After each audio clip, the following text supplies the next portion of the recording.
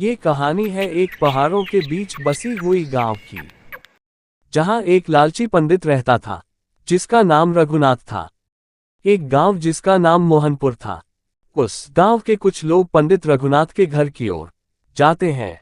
श्याम पंडित जी के दरवाजे पर दस्तक देते हुए, पंडित जी, हमारे गांव में एक बड़ा यज्ञ कराना है, आप कृपया हमारे लिए यज्ञ करवा दें। रघुनाथ सोचते हुए, यज्ञ करवाने के बदले में मुझे काफी दक्षिणा मिल सकती है।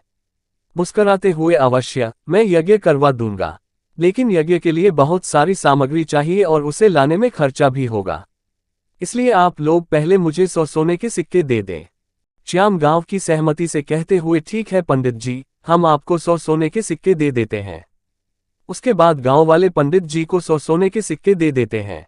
रघुनाथ ने मन में सोचा, इतने सारे सोने के सिक्के मिल गए, अब यज्ञ करने की क्या जरूरत।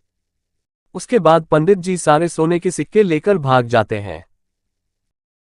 फिर रघुनाथ एक दूसरे गांव में पहुंचते हैं और एक गरीब परिवार को देखते हैं, और रघुनाथ गरीब परिवार से जाकर कहता, मैं आपकी बेटी की शादी करवा दूंगा, लेकिन बदले में मुझे सोने के आभूषण और अच्छे वस्त्र चाहिए। गरीब परिवार मजबूरी में कहता, ठीक है पंडित जी, हम आपको ये सब दे देंगे।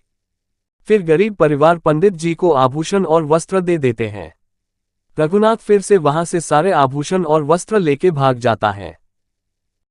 फिर एक दिन रघुनाथ एक और गांव में धोखा देने की कोशिश करते हैं, लेकिन वहां के लोग उसे पकड़ लेते हैं। गांव वाले गुस्से में, इस बार तुम्हारी चालाकी नहीं चलेगी पंडित जी, पुलिस को बुलाओ। फिर पुलिस वहां पहुंचकर रघुनाथ को पकड़कर ले जाती है। रघुनाथ जेल में बैठकर अपने कृत्यों पर सोचता है। रघुनाथ पश्चाताप करते हुए, मैंने लालच के चलते बहुत बड़ी गलती की, अब मुझे इसका पश्चाताप हो रहा है।